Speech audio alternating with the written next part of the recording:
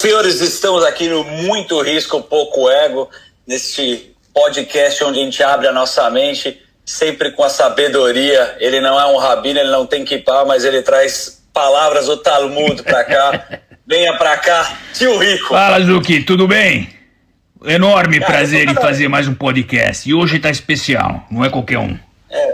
Não é qualquer um e eu tô empolgadaço porque você tá trazendo agora, tá elevando o nível aqui. Antes da gente apresentar o homem, a lenda, o cara que, tem amigo em comum pra cacete, você quer fazer uma pequena introdução de quem vai participar do podcast com a gente ou não? Olha, melhor do que ninguém é ele mesmo. E fala aí, a palavra é do Paulo Umberg, grande amigo. Então temos aqui a presença do cara, Paulito, você emprestou sua sexta-feira só aqui para fazer uma apresentação bonita. Ele é simplesmente um dos pioneiros no cenário da internet no Brasil. Em 1995, o cara fundou o clássico Shoptime, que eu adorava. O Ciro Bottini, era ele? Ou um homem loiro do Shoptime? Que você me corrija depois. E é um cara de e-commerce do Brasil. E tem uma longa história, vírgula, Jovem Pan, amigo de Tuts e Calainho. Paulo, obrigado, e eu te pergunto, por que você veio parar aqui? Por que você aceitou estar aqui com a gente? Pô, tio Rico é uma lenda, é bom trocar informação com quem sabe mais que a gente. Tio Rico é a lenda do mercado financeiro, então vim aqui aprender. Eu venho de tecnologia que é o trend aí dos últimos anos, mas sempre é bom aprender com quem sabe mais que a gente. Olha, eu vou fazer um adendo, Umberg. Se a gente pensar 20 anos atrás, ano 2000, você já estava no mercado há 5, 6 anos de tecnologia. É um negócio impressionante, o tempo voa. E muita gente se dá conta que a tecnologia é fundamental agora, coisa de 2, 3, 5 anos atrás. Você está há 25 anos no mercado, isso que é impressionante. É impressionante que mudou muito, né, tio? É que eu brinco que a gente ia captar dinheiro com esses grandes empresários brasileiros, assim, por fases, né? Então, 2000 todo mundo queria falar com a gente, parecia que a gente tinha, assim, na época, assim, o ícone nacional era a Xuxa, então parecia assim que a gente era a Xuxa do mundo, e bater papo. Porra, vem aqui no meu escritório, vamos conversar, caralho. Agora, passou 2005, ninguém queria nem atender telefone, 2004, tudo uma tragédia. Então, 2008, deixa eu só... Começou essa história, mas vamos contar a tua história assim. Agora a gente gosta de cronologia, que a gente busca muito isso. 94, mais ou menos, né? Que você teve uma história antes, Lojas Americanas, né? Você foi o cara que começou com essa venda à distância. Eu achei legal pra cacete, comecei a ver a tua história aí. E, óbvio, fundador do Shoptime. Mas é bem parecido, se a gente conseguir fazer uma analogia, com a dificuldade que você tinha para implementar, né, internet, o e-commerce, o varejo, que você começou com a venda, era a televisão, né, que fazia a venda no Shoptime, e um pouco antes você foi o cara que implementou tudo isso aqui no Brasil, né, cara? Era outra realidade, né, Zuki? Porque em 94, quando a gente começou, a Loja Americana, o presidente na época era uma pessoa chamada José Paulo Amaral. Ele me chamou e falou assim, olha, nós vamos ser sócio numa companhia, me deu uma mesa lá e falou, aqui começa uma firma. Papel em branco e caneta e pau na máquina. E aí a gente começou a desenhar o que seria uma venda à distância, olhamos lá fora, o que tinha era venda pela televisão, a internet no Brasil é de 95, só para as pessoas lembrarem, né? E montamos o Shoptime, enfim, construímos o Shoptime do zero, contratamos Ciro Bottini lá na época que você falou, ele não tinha nenhuma plástica naquele dia, naquela época. Zero. Faz tempo então, hein? E nem aquele cabelo do Gugu, né? Não, aquilo foi tudo vindo com o tempo, experiência. E aí, então, só de cronologia rápida, todas as dificuldades era para vender pelo telefone, vocês lembram na época a dificuldade que era ter uma linha telefônica, né? É verdade, você declarava no imposto de renda a linha. Exatamente, então não tinha, a gente precisava, sei lá, de 30, 50 linhas telefônicas e não existia isso, né? Então aí... Uma pesquisa mostrou o seguinte: montamos um negócio, tivemos todas as dificuldades, etc. E fomos evoluindo com o Shoptime. Então esse é capítulo 1, vamos dizer assim. Você ia falar alguma coisa? Não, acho animal. Eu gosto de contextualizar isso daí, porque, pô, quem não. É uma referência, né? Tem o Apolinário, tem você, tem esses caras que, fundaram essa venda pela televisão, porque todo o acesso era pela televisão. E tem uma experiência legal, que a gente vai chegar agora no TR, que vocês vão. A gente vai batendo bola aqui. Mas você foi um cara que viajou muito para os Estados Unidos também, né? Lá você conseguiu beber muito, porque as empresas, de certa forma, te convidavam para ver o que era de inovação, tecnologia. Você vendia pra cacete. Então, isso aí foi um ouro, né? Você ter essa possibilidade também, né? Não, foi muito bacana, porque eu acabei conhecendo esses empreendedores todos americanos, começando, né? Então, eles estavam no começo da vida deles, e eles olhavam o Brasil para fora, assim, como um negócio gigante, e falavam, pô, tenho aqui um negócio de provedor de acesso. Você não quer ser meu representante lá no Brasil? O cara da American Online, na época.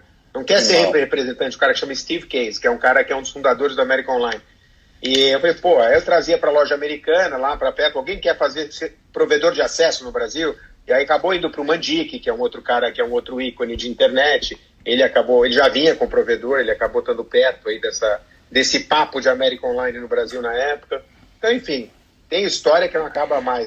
E outra coisa, tem... Berg, só para não te cortar, você consegue juntar no teu perfil duas coisas que é difícil de encontrar. Primeiro, o empreendedor, o cara que põe na reta, o cara que toma risco. E segundo, num setor que não existia. Então é duplamente um risco que para você realmente botar a mão na massa precisa ter vontade. É uma história que dificilmente a gente vê por aí a rodo. Não tem. Tem que ter cabeça boa, projeto e muita resiliência. Concordo. Imagina, cara... Você imagina, que quando eu tava, enfim, Shoptime foi capítulo 1, e aí tem histórias divertidas, assim, teve uma, Zuki, que a gente a gente achou que devia trazer um sócio estrangeiro, né? E aí a gente pegou um avião aqui, foi lá para os Estados Unidos, fomos visitar o cara da QVC, que é aquela QVC. Quando você vai em hotel, essas coisas, tem lá, fica passando na televisão 24 horas o nego vendendo. E fomos conhecer o cara lá. E aí, pô, chegamos lá, era como se fosse a Jovem Pan lá, o estúdio da Panflix lá, e 24 horas vendendo, né? Então o cara era um estúdio que girava, e aí hora ele vendia coisa para casa, hora ele vendia joia, hora ele vendia o eletrônico. E a gente saiu maravilhado, né? E o americano olhou pra gente e falou, porra, mas quantos assinantes de cabo tem no Brasil, né? Porque o Shoptime era via cabo e satélite. E aí, no Brasil devia ter uns 100 mil assinantes, né? A gente falou, porra, tem 200 mil assinantes. Já aumentou, dobrou logo. Aí ele falou pra gente, olha, antes de ter 5 milhões de lares, não monta que vocês vão quebrar a cara. A gente falou, porra, saímos de lá falando, você é americano, não entende nada, bunda mole. No Brasil a gente é bom pra cacete. Mesmo dobrando o número, tava muito abaixo. Ele tinha toda a razão, a gente montou e foi um flop no primeiro momento. Mas daí, como o brasileiro se vira, a gente fez 200 coisas para dar certo e o canal Shoptime tá aí até hoje e fatura muito. É a frase que a gente usa muito aqui, né, tio? É a tolerância ao fracasso. Isso daí é o que mais move e faz a gente dar a volta.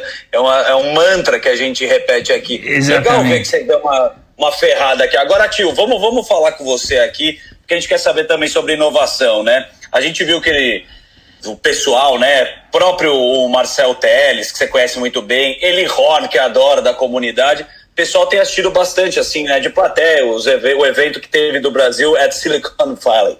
Eu queria saber de você, se você também respira inovação e se você está mergulhando nesse mundo, depois a gente recebeu o cônsul de Israel, se você bebe dessa água, está indo para lá, porque Israel também é um lugar. Como é que está você com a tecnologia? Olha, queria deixar claro que a parte de Venture Capital, que é onde você fareja oportunidade, quem está fora está deixando de caçar peixe grande. Tem muito peixe por aí, mas tem que estar na água para pegar os grandes. Então quem não está olhando, está dormindo. A gente olha muito alguns polos de tecnologia. A gente trouxe, como você disse, o cônsul de Israel. Israel é um polo que a gente olha bastante, tem uma facilidade de fazer negócio grande. Né, existe um incentivo por questões regionais, a gente vê que Israel é bastante forte nesse ponto e não dá para ficar de lado. O Silicon Valley também, embora esteja num superaquecimento aí nos últimos anos, a gente não pode deixar de olhar, né? Então, porra, eu até postei uma foto do Marcel Telles, o filho dele, tem uma VC, uma Venture Capital, com o cara que trabalhou com o Luciano Huck. Então a gente sempre olha gente boa. Aí, porra, o Telles me ligou e falou: meu filho tem um negócio aqui, você não quer botar uma grana? A gente bota, não só por consideração que eu tenho por ele, mas pela capacidade. Então tem muita gente fora, e não adianta você acompanhar essas transformações de longe, você tem que estar pulsando na empresa, você tem que estar de perto, farejando, todo dia acordando cedo e vendo se o negócio está funcionando, né? Então não dá para deixar de fora. Até um negócio que eu queria comentar, o Barbará, que está fazendo o curso em Stanford, eu não aguento, ele me liga toda hora, falando: pô, tem um moleque que tem uma ideia aqui, tem outro moleque que eu conversei, tem um americano, tem um chinês. E vou te falar, eu adoro quando isso acontece. Você tem que ter isso de forma recorrente, que as oportunidades passam e muitas vezes ela não volta. Eu queria deixar claro que a parte de Venture Capital, que são essas empresas que trazem evoluções, inovações, é um negócio que para mim brilha os olhos. Muitas vezes, historicamente, se a gente botar no papel, crises globais como essa que a gente está vivendo agora, a Venture Capital ela se destaca. A correlação com a queda do PIB normal, de varejo, de consumo, de taxa de juros, muitas vezes essas empresas trazem uma tecnologia tão avançada, disruptiva, que ela cria um caminho novo. Então a correlação das atitudes, dos conceitos, das venture capitals, muitas vezes são oportunidades que dificilmente vocês vão enxergar em momentos de calmaria. Então, agora, óbvio, a gente vai ver o PIB global afundando, dos mercados emergentes mais ainda, Brasil ladeira abaixo, 5, 6, 7, tem nego falando em 10.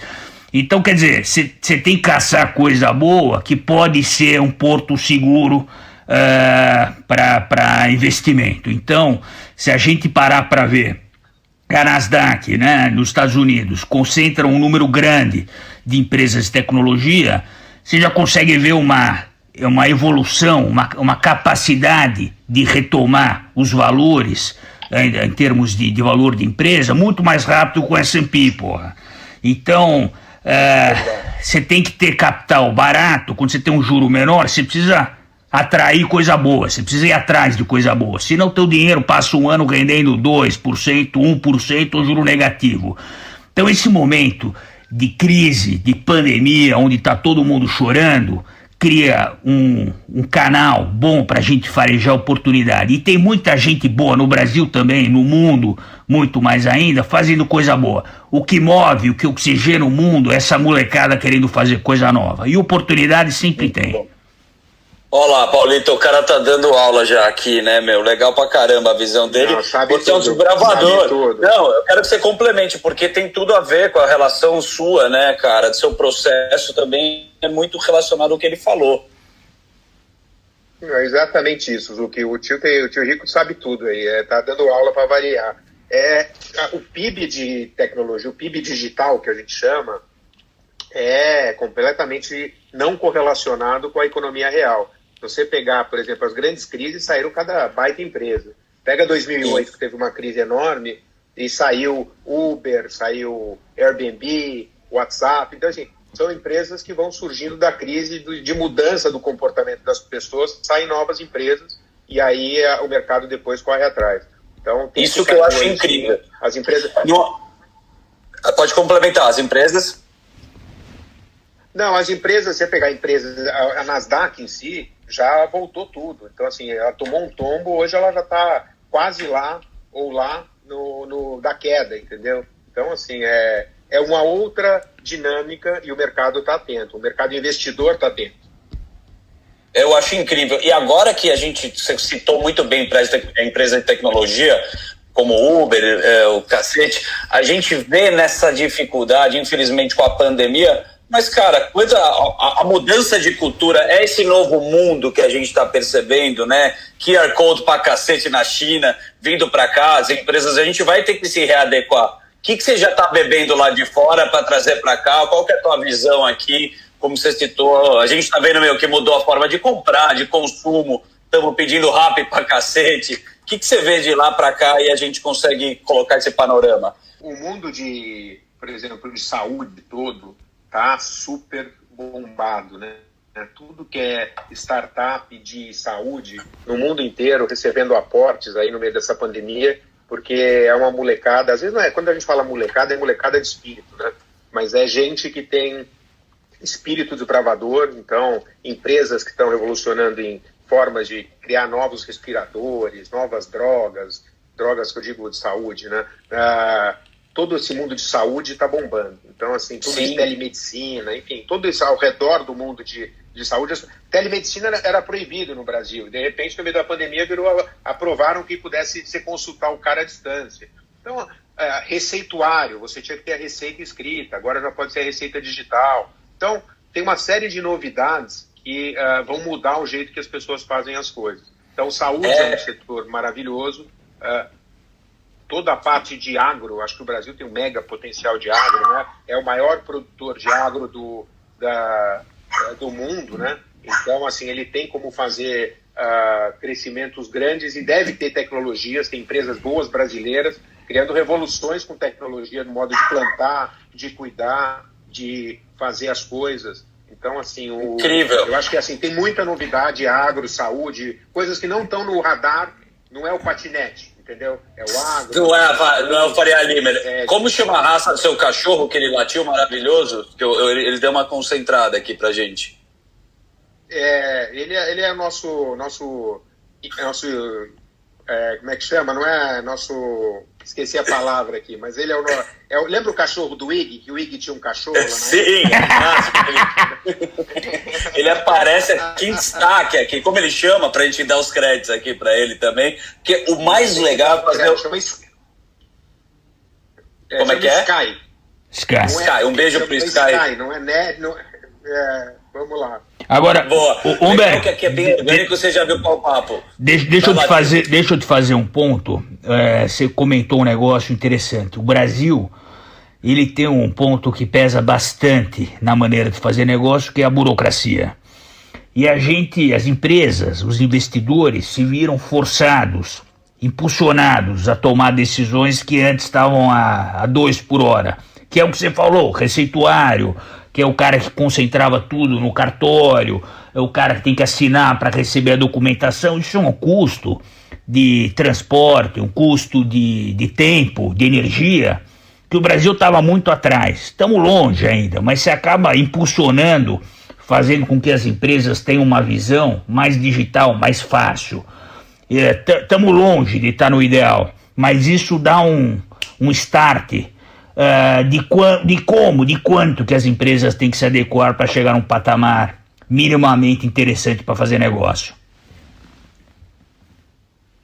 É isso, mas e tem mais, né, tio Rico? Eu acho que o Brasil, como a gente assiste lá da geral, vamos dizer assim, o jogo, a gente não está nem no camarote. É verdade. Assiste da geral, a gente dá a gente faz salto triplo, né? Então, já vê o que dá certo, o que dá errado lá fora e tenta trazer para cá, né? Exato. Então, muito bom. Os empreendedores brasileiros todos, a molecada toda aqui, olha e traz ideias, melhora, incrementa as ideias. Então, acho que a gente, infelizmente ainda, a gente não pôs no mindset de governo, vamos dizer assim, de apoiar como Israel de forma maciça tecnologia. É verdade. Acho que o Brasil tem esse espaço e que se as pessoas acreditassem, a gente iria um pouquinho mais rápido, com menos burocracia e mais,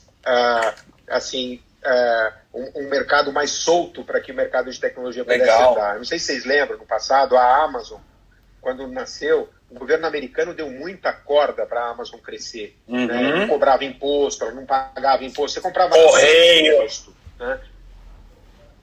Então, é verdade. O governo o governo americano, diferente um pouco do brasileiro, ele deixa a bagunça acontecer, né? Faz o faroeste e depois chama o xerife, né? A gente tem mania de chamar o xerife antes de começar a bagunça. Mas enfim, sensacional, cara. ritmo. Gostei. A gente chama o xerife, a gente já começar a bagunça e a gente vai vendo essa burocracia, como vocês falaram. Agora, só voltando no ponto, OTR, que eu queria falar aqui, de novas tecnologias, né? Eu queria falar de inteligência artificial, aí que é um papo que você gosta pra cacete. A gente tá falando de telemedicina e o que a gente vê agora, uma das coisas que a gente tem que agradecer mesmo com a pandemia, é que eu tava lendo muito sobre a relação da inteligência artificial com a medicina, que é o seguinte, não é que vai ter um robô, é um sistema. Então você tem um diagnóstico aqui em São Paulo, ou em Nova York, ou no Afeganistão, esse sistema traqueia e consegue dar um diagnóstico mais assertivo. E aí, cada vez com esse avanço tecnológico, a gente vai conseguir ter uma cura mais rápida. Então tem uma coisa muito bacana. Complementando sobre isso, eu queria perguntar para o tio se ele já está vendo mais esses fundos que tem, né, de tecnologia com inteligência artificial. Tem te chamado a atenção isso? Olha, de forma total. A empresa, eu converso com alguns empresários de setores mais tradicionais e converso com muita gente do setor, obviamente, de tecnologia, como o Paulo, e eu vejo o seguinte, muita gente fala, pô, eu não estou no setor de tecnologia ou não é o meu setor. O meu setor é vender roupa, é produção têxtil, é entrega de qualquer coisa, entrega de água. Esses caras, hoje é difícil você não estar inserido em momentos de tecnologia, em oportunidades de tecnologia. O cara que diz que não está inserido, ele não sabe que ele está. Ou ele vai morrer logo cedo, a empresa vai deixar de existir, ele vai perder competitividade absurdamente, ou o cara sabe que existe e tenta adequar ao melhor sistema. Mas não existe o cara mais, está tendo uma fusão, não tem mais distinção entre a empresa de tecnologia e as mais tradicionais. Então esse cara que conseguir aproveitar esse momento de subida e cada vez mais a gente entende que não tem volta. Não tem volta. O que você vai fazer? Vai parar de usar a internet? Se cortar o cara que entrega o remédio na sua casa? Não existe mais. É um caminho sem volta e isso é bom. Então essa distinção ela está cada vez menor. Está cada vez mais nítido essa fusão entre os setores mais industriais e a necessidade de fazer uma reforma, digamos assim, numa empresa que ainda não está inserida nesse tipo de tecnologia. Então a gente consegue ver, antigamente, o Moreira Salles, que era extremamente brother do Rockefeller, os caras do setor de petróleo, há uns 6, 7 anos atrás, a The Economist lançou uma revista com a capa que era uma extração de petróleo escrito Google em cima. Que quer dizer aquilo? Que hoje o petróleo do passado, que era o cara que realmente mandava em todo o setor industrial, que o petróleo cada vez menos é o carro-chefe, mas no passado era muito, hoje mudou de mão. Hoje você tem dados que são extraídos de forma remota, o cara está no Instagram, onde ele entra, o que ele compra. Isso são dados de milhões e milhões e bilhões de pessoas. Então, o grande desafio é você ter uma tecnologia capaz de ler corretamente essas informações. Né? Então,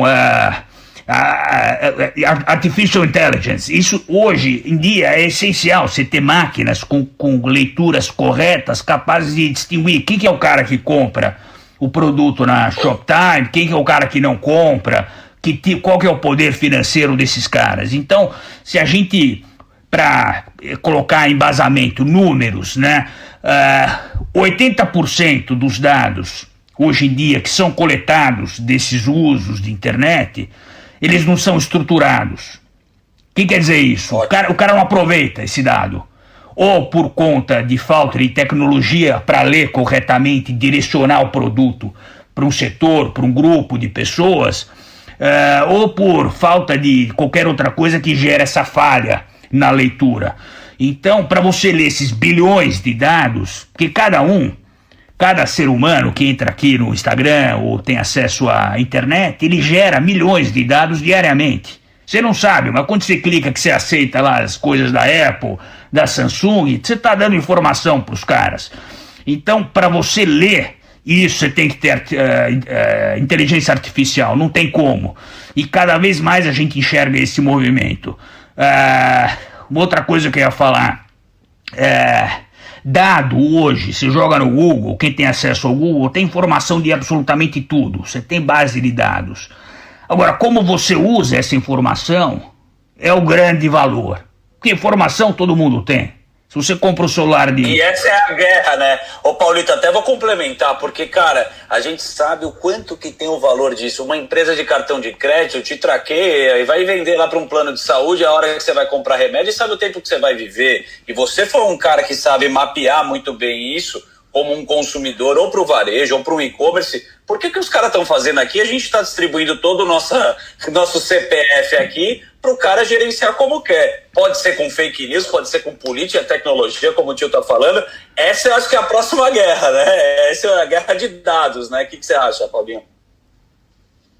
Não, é exatamente isso. Você pega, eu fui para a China agora, antes do vírus aí, graças a Deus, e conversando com o chinês ele tem uma visão diferente do resto do mundo em relação a dados, né?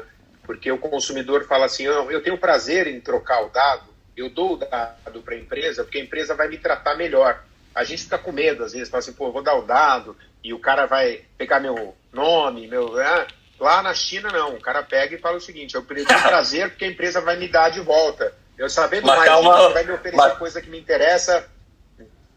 Sim, só desculpa, mas lá também o cara pega, estão já hackeando, tem uma parte facial, os caras estão pegando, o governo controla tudo também lá, né? É complicado também, né? Nem tá preocupado porque é uma parte cultural. Uma coisa interessante de falar, depois joga no Netflix um documentário chamado Cambridge Analytica, que é sobre a empresa que fez todo o mapeamento de eleição de alguns governos. Então, principalmente do Trump, você vê Isso, do Trump. O Trump acusa a Rússia. Uma polêmica gigante disso daí, inclusive do Brasil, né? Se os filhos do Bolsonaro não foram atrás, tem até não sei se é mito isso daí, mas tem até essa história. Então, o ponto é o seguinte, isso você enxerga o poder que tem você estar imerso num sistema de inteligência artificial. E os países que mais estão atrasados, o Brasil é um país continental, não é segredo para ninguém, mas o país que ainda tem uma certa deficiência, várias deficiências, como o Brasil, em todos os setores, principalmente onde o governo deveria ser mais assertivo, de infraestrutura, de saneamento, de informação, de saúde, de tudo, é onde você tem grandes oportunidades. Então, às vezes, o moleque está aqui, vou para os Estados Unidos e vou ficar lá, vai, estuda, mas volta, porque você tem um mar de oportunidade aqui que dificilmente você vai ter em outro país. Eu acho que o papo tá elevado, viu, aqui, mas daqui a pouco eu quero descontrair, porque eu quero tomar um vinho com vocês aqui nessa bela sexta-feira. Vai tomar banho, né, também. Tá aqui, tô queimando o cérebro, só aprendendo com vocês. Sabe o que eu queria falar com o Paulo e junto com o Terry? Eu acho que essa é uma questão legal. Overselling, cara, eu vi que as pessoas sabem empacotar muito bem, sabem vender o foguete, sabem vender para a lua, mas às vezes não tem o foguete. Isso está acontecendo pra cacete aqui, que é o pessoal que está captando em cima de valuation, né? Adoram falar sobre isso. É estratosférico, né? O cara quer queimar rio de dinheiro para atingir uma lucratividade, tem essas startups, o cara vende uma puta ideia, só que ela vai lucrar lá daqui 3 anos, e aí você fica empurrando dinheiro e queimando. Obviamente, algumas são unicórnios, outras não. O que você acha desse movimento? Como que você acha que a gente também tem que ficar um pouco esperto com isso? Assim, minha opinião aqui do lado investidor é que, de fato, essas startups têm algumas que entram nesse mundo de valuation maluco, né? Captam e gastam. Primeiro, tomam decisões de produto pronto, que eu chamo, versus ainda não ter o produto pronto. Então, uma coisa é você falar do Google, que o Google tem um escritório maravilhoso, que tem escorregador, mesa de ping-pong, mas ele tem bilhões de lucro. Agora, pega a startup aqui, ele capta o dinheiro, o primeiro negócio que ele faz é monta aquele escritório maravilhoso com escorregador, mesa de ping-pong e tudo mais. Que nem o Whisper. Puff pra cacete. Então, ele queima o dinheiro do investidor para deixar um ambiente descontraído, porque senão a molecada não topa trabalhar, etc. Então, essa resiliência da molecada é um ponto legal de conversar, porque não é fácil empreender no Brasil, né? Então, tem que, de fato, ter um estômago de aço aí e poder ir fase a fase. Então, o dinheiro do investidor brasileiro é muito difícil, ele é um dinheiro suado para o brasileiro ganhar, vamos dizer assim, um investidor, E aí, quando ele investe na sua empresa, é importante você ter responsabilidade e gastar ele com muita parcimônia e desenvolver o teu produto. Uma hora que você, como tiver lucro, você faz o que você quiser, bota a mesa de ping-pong, faz o que você quiser. Sensacional. Até lá tem uma viagem. O cara vem como anjo na primeira e você joga, o cara já torra tudo, né, Terry? Em gin tônica na Faria Lima, tomando lá um Negroni. Não dá. Outro dia meu estágio... Eu quero que você complemente. Mas, Terry, mas dá porrada. Agora não precisa aliviar. Você que é raiz, vai, manda bala. O que você acha? Eu sou extremamente... eu tenho um grau de estoicismo grande. Eu prefiro o cara que, de fato...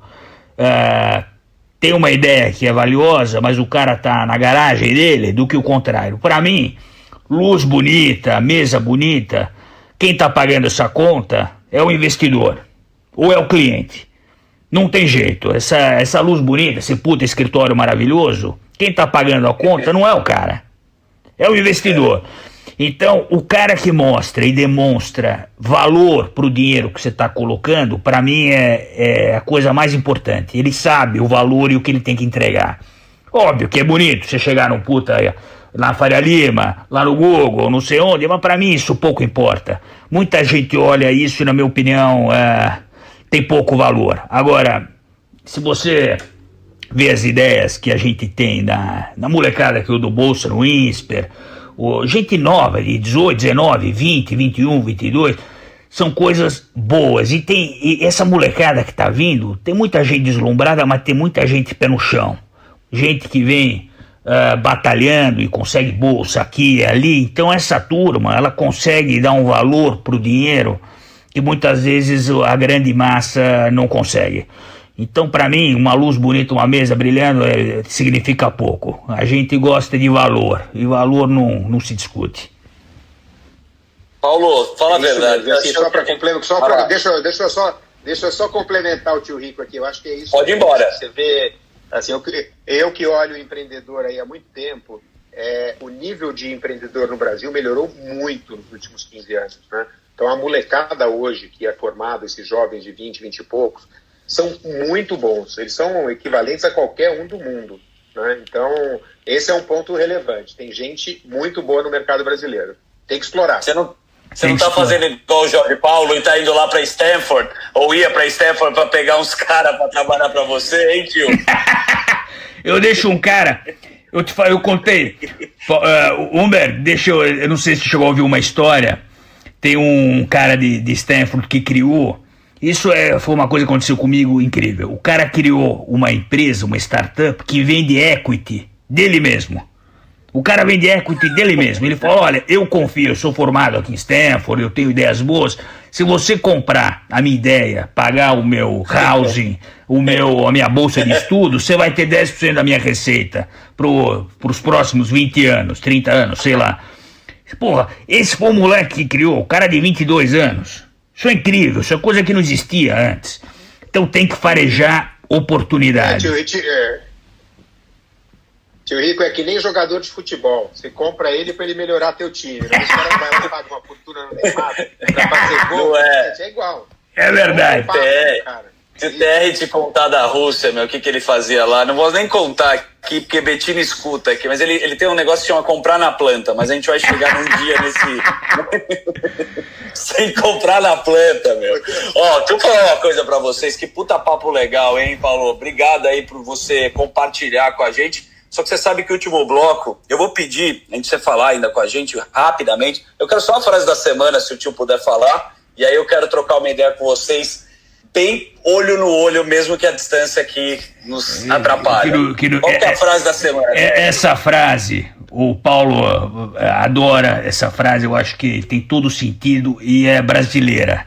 É do Ayrton Senna, e ele fala o seguinte, ele fala que ultrapassar 15 carros numa corrida, você só consegue na chuva. Em dia de sol, você não consegue. Então, para quem está desesperado, para quem está começando a empreender, o cara que não está dormindo por conta dessa pandemia, tem que passar por isso, não tem como mudar. Se desse para mudar, estaria feliz da vida, mas não tem como. Então tem que aproveitar nessa chuva que está acontecendo, que é aí que você consegue ultrapassar 15 carros. Em dia de sol, você nunca vai conseguir. Nunca. Maravilhoso. Lindo, hein? É maravilhoso. É isso, cara. Maravilhoso, gente. O que a gente procura aqui, Paulito, junto com o TR, quem escuta a gente, é tirar um pouco da pressão. Antes de acontecer tudo isso, cara, e ter uma válvula de escape, sempre fazer uma puta farra. A puta farra, ela é importantíssima na vida. Eu queria que você compartilhasse, porque nesse momento jamais vamos chamar de cagueta, e sim de amigo. Você pode falar uma puta farra, citar nomes de pessoas, expor esses amigos que você tem numa puta farra que você relembra ou que você tá com saudade de fazer. Pode falar pra gente aqui abertamente. Puta, posso dizer que a gente já fez muita farra nesse mundo de internet, que é um mundo de aventura, mas de muita desventura também.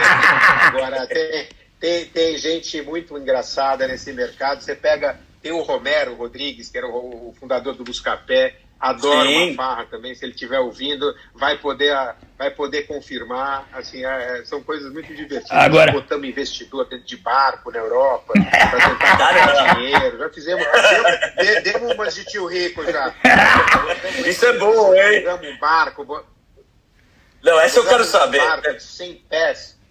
É. Uma vez a gente alugou um barco de 110 pés daquele Richard Branson, encheu de Você é o dono da Board? Porra. Não, mas você alugou um barco do Richard Branson, é isso? Ele aluga, né? Ele tem uma visão incrível, porque ele tem ilha, barco e tudo mais, e ele aluga tudo. Não quer nem saber. E aí uma vez a gente alugou o barco dele na Europa, encheu de investidor dentro para conversar com essa turma e vender Brasil lá para essa turma. E é divertidíssimo, porque o cara tá no barco, ele não pode fugir, né? Então você fica 3 anos com o cara, batendo até conseguir captar. Mas divertido. Você sabe que tem uma história engraçada. Paulo, você tem uma história engraçada. Tem um amigo meu, ele faleceu recentemente, e ele falava assim: o melhor lugar para fazer negócio ou é em barco ou é em avião, porque o cara não tem pra onde fugir. Você pressiona ele na parede até o cara se posicionar. Eu adoro fazer negócio onde o cara não pode fugir. Puta, que delícia, cara, terminar aqui com essas histórias. E só Richard Branson tem uma frase que eu gosto muito, que ele fala que você não é pago para dar ideia, você é pago para realizá-las. E aqui realizamos aqui esse podcast incrível com o Paulo Humberg, um cara que, tem uma história gigante aí, cara, na tecnologia, na inovação. TR sempre complementando. Obrigado, cara. Olha, vamos combinar e tomar uma. Óbvio, depois dessa pandemia, o Humberg, ele tá convidado a tomar uma Petrus Safra 82 comigo, em Cabo Ferrado. Puta, que prazer, em Cabo Ferrado. Então, eu já aceitei. Já compramos a passagem, viu? Que tá barato, a gente vai em 2023. Um beijo aí. Obrigado, Zucchi. Obrigado, Humberg. Muito rico, pô. Ô tio, você vai mandar vinho hoje ou não? Hoje não, tô fora de São Paulo. Semana que vem te mando 2 garrafas de presente. Ele tá me mandando vinho biodinâmico agora, porra. Diga. Antes de acabar, eu quero saber o seguinte. Eu acho que o pessoal de e-commerce tem muito a agradecer a Betina. Eu quero saber se ela tá comprando na internet ou não. Eu vou te falar, eu tô longe de casa, eu dou um pulo em casa pelo menos 2 vezes por semana. Eu chego lá e falo: escuta, eu mudei pra um galpão, um depósito. Porque eu chego lá... Eu mudei pro depósito e não tô sabendo. Mas é caixa de coisa que tem, de roupa que chega não sei da onde. Antes era... morando na Amazon, né? Eu tô morando no galpão da Amazon. Eu falei: pô, o Shoptime comprou minha casa, eu não tô sabendo. Daqui a pouco tá você deitado na minha cama lá que a Shoptime comprou. Outro dia eu achei que tinha um cara do Rappi, do iFood, morando na minha casa, de tanto que ele... É demais. Sensacional. Obrigado. Obrigado, Humberg. Um grande prazer falar com você.